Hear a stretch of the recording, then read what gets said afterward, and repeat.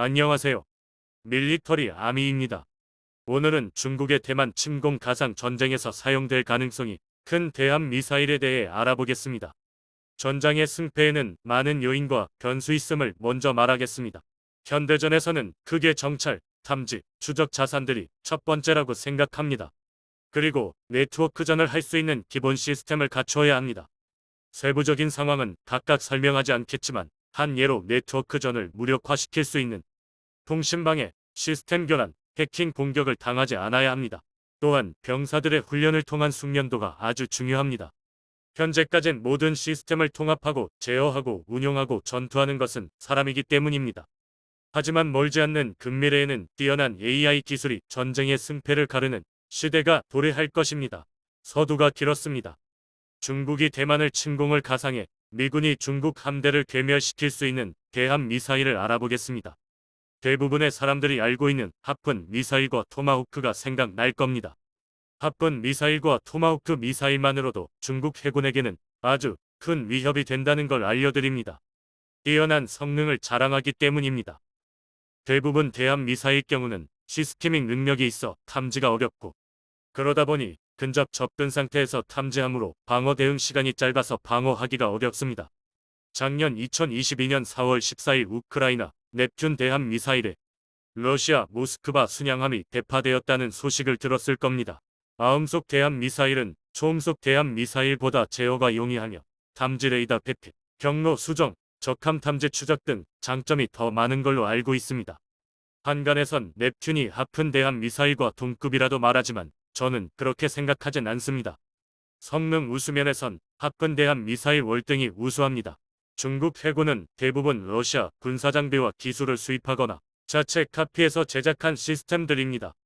중국 해군의 탐지, 방어, 대응에 걸리는 시간은 모스크바 함과 별반 다르지 않을 거라 생각합니다. 여기에 큰 요인이 있다면 병사들 숙련도가 있겠지요. 아무튼 미 해군에 탐지되고 추적돼서 하푼이나 토마호크 미사일이 발사된다면 격침될 확률이 매우 높습니다. 그럼 하푼과 토마호크보다 더 뛰어난 대함 미사일이 있다면 중국 해군은 어떻게 될까요? 지금부터 말하는 게 본 내용이 되겠군요.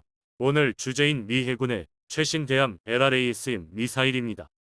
LRASM은 롱레인지 엔티심 미사일의 약어로 대함을 타격하는 능력이 뛰어난 미국의 중장거리 대함 미사일입니다. 간략하게 뛰어난 성능을 살펴보겠습니다. 중장거리 범위 LRASM은 최대 500km 이상의 범위를 갖추어 해안에서 멀리 떨어진 해역에서도 대함을 타격할 수 있습니다. 스텔스 기술 LRASM은 스텔스 기술을 적용하여 레이더 탐지를 피하고 대함의 방어 기술을 우회합니다. 정밀 타격 능력 LRASM은 GPS와 관성 항법 장치, 레이더, 광학 센서 등 다양한 센서를 이용하여 정밀한 타격 능력을 갖추고 있습니다. 스마트 기능 LRASM은 상황에 따라 목표를 식별하고 대처 방법을 선택하며 유연하게 전술을 변경할 수 있는 스마트한 기능을 갖추고 있습니다. LRASM은 고도의 정밀도를 갖춘 스텔스 기술과 최신 탐지 및 타격 기술을 적용하여 고속으로 이동하는 대함을 타격할 수 있습니다. LRASM은 FA-18E, F-슈퍼 호넷, F-35C 라이트닝 I와 같은 미국 해군의 전투기와 함께 사용될 수 있으며 수직 이착륙 기능을 갖춘 F-35B와 함께 사용될 수도 있습니다. 또한 LRASM은 B-1B 랜서와 같은 미국 공군의 폭격기에서도 사용할 수 있습니다.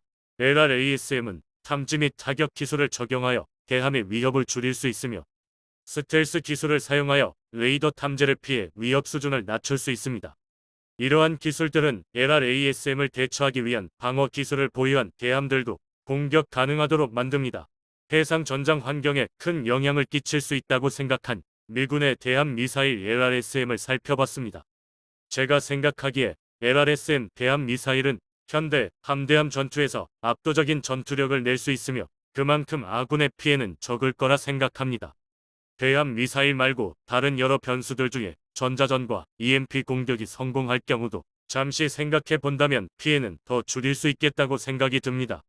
반대로 중국의 전자전과 EMP 공격도 생각해 봐야 합니다. LRSM 양산을 서둘려야 하고 약 1000발에서 2000발 정도만 준비해 놓고 있다면 혹시 있을지 모를 중국의 대만 침공에 대비해 압도적인 우위의 대함 미사일 제고 걱정은 없을 듯 합니다. 이외에도 많은 대함 미사일들이 있습니다. 예로 제즘-3, 브라모스, 해성, 네이블 스트라이크 미사일 등이 있습니다.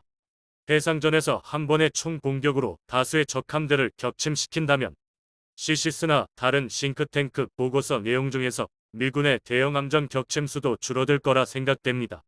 다만 미군의 함정을 격침시킬 수는 있는 중국의 플랫폼도 많다는 게 문제입니다. 예로 전폭기, 지대함 미사일, 핵잠수함 등 있겠습니다. 이번 영상에선 많은 군사무기 옵션을 뺀 상태에서 대함 미사일만 봤습니다. 지금까지 밀리터리 암이었습니다.